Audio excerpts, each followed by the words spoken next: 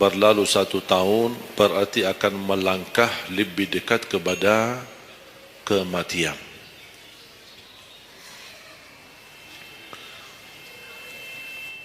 Sebenarnya bukan berapa usia kita, tapi apa isi usia kita.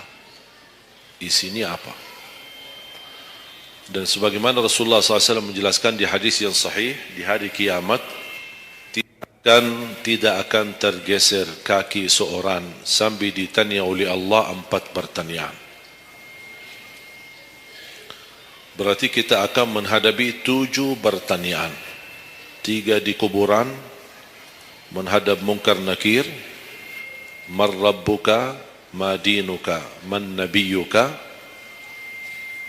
Yang tersisa 4 nanti di hari kiamat, sebelum dimulai hisab,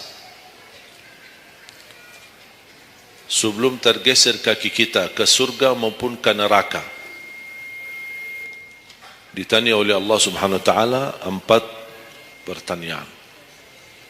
Yang pertama, lan tazula qadama 'abdin yaumal qiyamah hatta yus'ala an 4. Tidak akan tergeser kaki seorang di hari kiamat sambil ditanya oleh Allah SWT 4 pertanyaan. Yang pertama, an umurihi fima afnah. Umurnya apa yang kamu lakukan. Allah tidak akan tanya berapa usiamu, tapi apa yang kamu isi dalam usiamu. 60, 70, 100 tahun, kurang, lebih, Allah tidak berdulikan berapa usia kita. Bahkan banyak para sahabat ketika ditanya usiamu berapa, dia menjawab usia saya 10 tahun. Padahal sudah tua, sudah di atas 50, ada yang di atas 40. Tapi kenapa begitu ditanya soal umurnya dia menjawab 10 tahun? Ternyata mereka menghitungkan usia yang sebenarnya adalah usia yang terisi taat. Masa jahiliyah, sebelum datangnya Islam, mereka menganggap itu semua usianya sia-sia.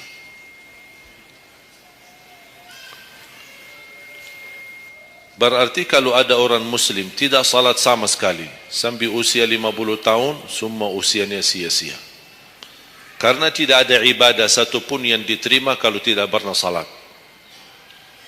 Biarpun dia haji setiap tahun, puasa setiap Ramadan, dia bersedekah berinfak setiap hari, tapi tidak pernah salat 5 waktu sama sekali, sia-sia amalannya.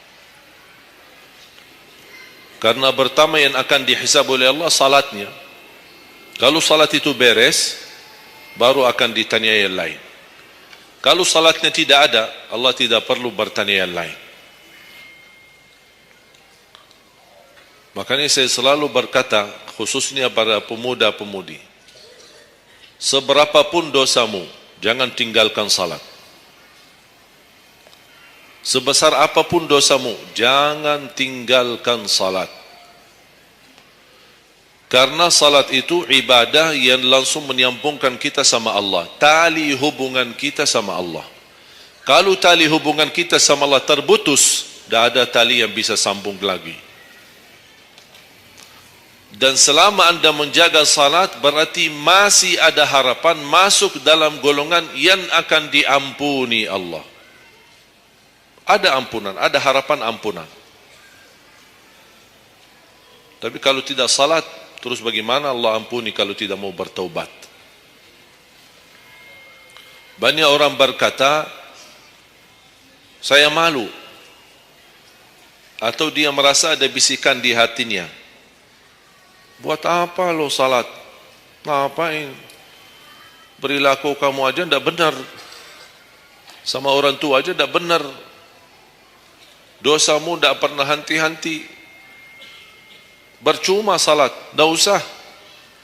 Itu ingat bisikan syaitan.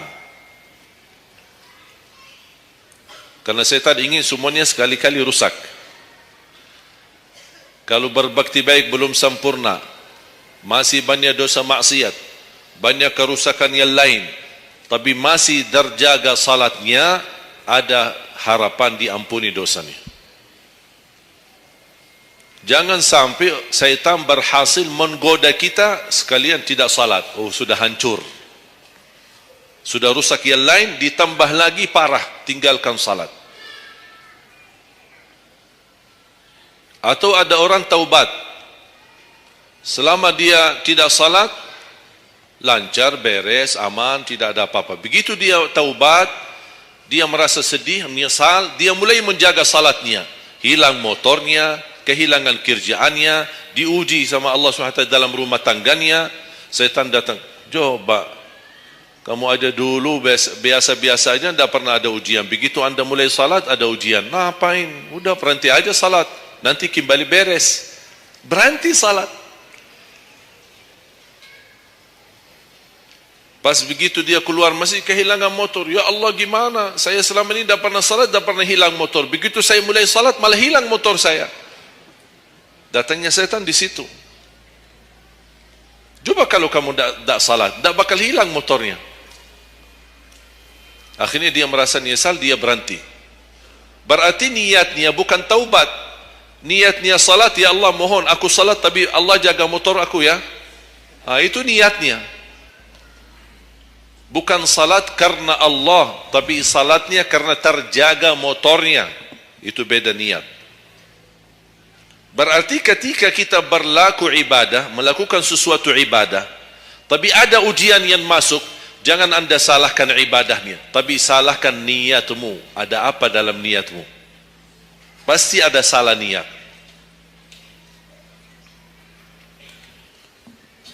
Dan itu inti daripada umur kita. Allah berikan 60 tahun. Kemarin saya hitungkan, kalau standar umur umatku kata Rasulullah kan 60 sampai 70. Itu kira-kira kurang lebih. Ada yang lebih tua, lebih panjang usianya, ada yang lebih muda. Tapi standar kata Rasulullah SAW, a'maru ummati baina 60 wa 70. Standar umur umatku antara 60 sampai 70. Ada yang melebihi dari itu, tapi sedikit sekali dibanding yang lebih muda. Saya kemarin hitungkan 60. Apa yang kita lakukan di dalam usia 60 tahun. Dari lahir sampai balik. Sampai tahun berapa? 15? Kita sepakat 15? 15 tahun. Berarti sebelum balik belum taklif. Sebelum balik belum taklif. Haji boleh tapi tidak wajib, karena syarat haji harus balik. Syaratnya harus balik, walaupun diperintahkan, dibiasakan untuk melaksanakan salat. Tapi anggaplah bedun taklif, belum ada taklif, belum ada kewajiban, berarti 15 tahun itu sia-sia. Dipotonglah dari 60, berapa sisa? 45. Tidur sehari berapa jam? Hah? 8? Boleh kita sepakati angka 8?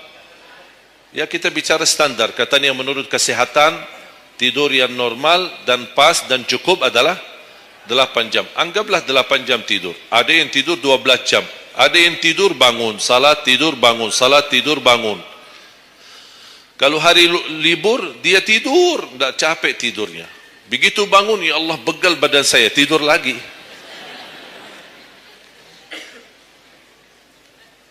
Saya hitungkan 8 jam. 8 jam dalam sehari berapa kalau dibagi? Dalam sehari. Sehari berapa jam? 24 jam. 8 bagiannya berapa jadinya? Sepertiga. Sepertiga sehari tidur. Sepertiga 60 tahun berapa? 20. 20 tahun ngapain? Tidur. 20 tahun cuman kerjaannya tidur. Mulai dari 8 jam. Coba, memang terlihat angkanya tidak terlalu besar. Tapi kalau dihitung dalam usia 60 tahun, 20 tahun tidur. Ditambah 15 belum taklif, jadi 35. Tersisa berapa dari 60? 25. Cari nafkah dan rizki. Kerjaan, standar kerja, jam kerja berapa jam? 8. Berarti 60 tahun berapa jam? Berapa tahun kita kerja? 20 tahun. 20 tahun cari menjadi kaya. Tapi 20 tahun masih stres. Tak jadi kaya-kaya. Masih bermasalah. Ditambah habis 20 tahun pensiun, tambah hutang. Belum lagi hutang sana sini. Sekarang semua serba hutang. Dan yang aku heran, kenapa orang Indonesia suka berhutang? Ada masalah sedikit hutang. Sekarang HP cicilan bagus-bagus. Begitu saya kemarin diajak sama teman foto, saya lihat HP ini, Masya Allah HP yang terbaru ini. Maaf Pak, cicilan. Jadi jangan ditipu, jangan tertipu ketika anda melihat handphone baru sama orang, langsung anda baik sangka barangkali cicilan. Tak ada yang sanggup cash. Cash itu 12 juta sampai ada 15 juta. Bawa mobil yang mewah, cicilan. Begitu pindah rumah, cicilan. Jalan-jalan besok juga nikah, cicilan. Semua serba cicilan. Dan terpengaruhi dengan promo sana ini, ada ini, non persen, non ini, apa, sini beli satu, dapat satu. Dan semua serba hutang. Tanpa kita sadar, tidak sadar, memang mudah kita awal-awalnya berhutang, tapi begitu sudah jatuh tagihannya, pusing. Memang hutang ini bikin aku stres. Ada orang minta sama saya amalan. Ada enggak amalannya supaya saya bisa mengatasi masalah hutang ini? Saya bilang mudah amalannya, jangan berhutang lagi. Mudah. Sudah selesai. Hutang itu di dalam Islam dibolehkan kalau sudah benar-benar keadaannya darurat. Sudah tidak ada solusi, tidak ada jalan, tidak ada yang bisa bantu, tidak ada yang bisa menolong. Akhirnya terpaksa, dan hati-hati dari riba. Jangan terpaksa nanti beralasan, ya Allah saya terpaksa menggunakan pinjaman bank tapi riba. Pinjam 100 juta kembalikan 120 juta. Dosa besar. Masih lebih ringan dosa zina sama ibu daripada terima uang riba. Nauzubillah min zalik.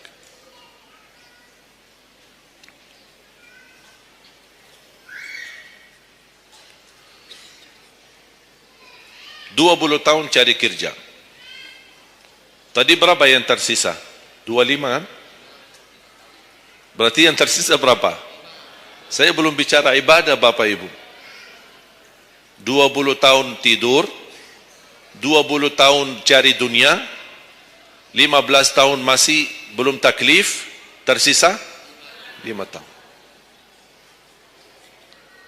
Saya hitung dalam 60 tahun, bagi orang yang rutin menjaga salat 5 waktu, tahu enggak hasil hitungan saya dapat berapa?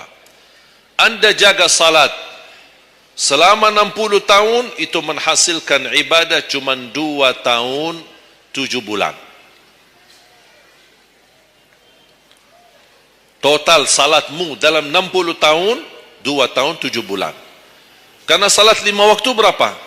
Tidak sampai 1 jam. Tidak sampai 1 jam. Saya bicara yang wajib.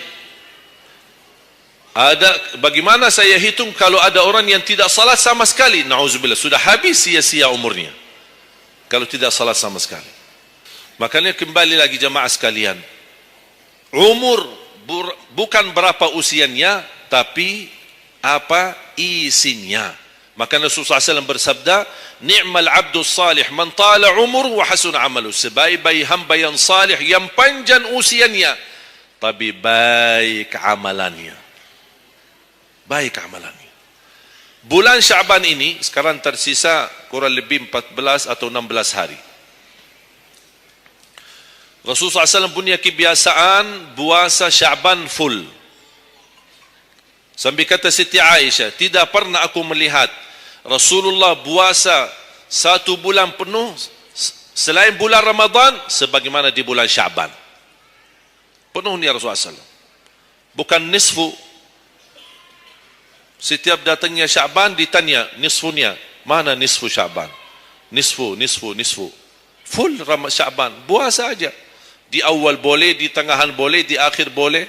Yang tidak boleh, yang tidak pernah puasa Syaban, pas begitu berakhir, mau mendekati Ramadan, seminggu terakhir atau 10 hari terakhir, itu ada sebagian ulama berkata makruh.